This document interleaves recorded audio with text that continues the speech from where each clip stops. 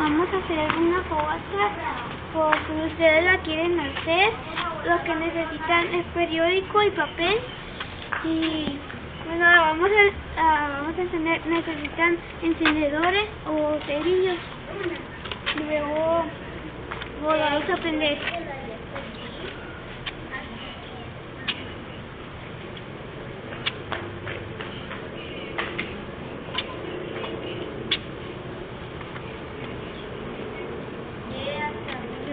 ¿Funcionó? Necesita mucho cuidado para ponerlo.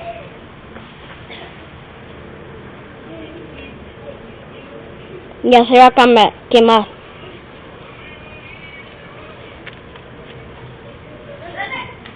Y cuando se más cerillos, lo prenden.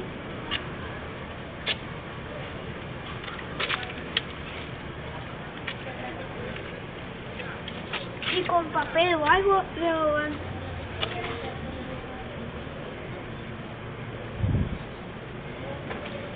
Nosotros lo andamos haciendo en un hoyo para que no se queme nada. Hagan en cemento.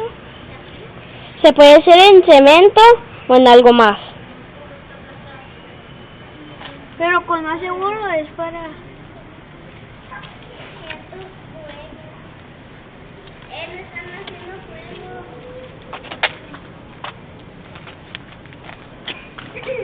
Y luego yo te grabo a ti.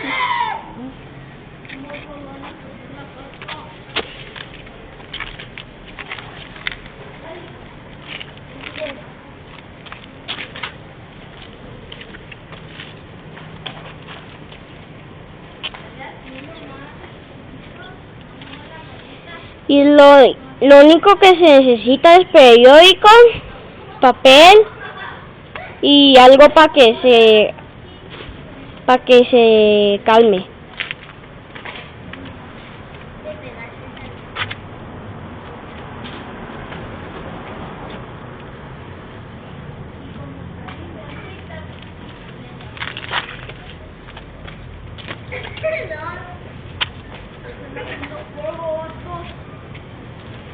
¿Qué?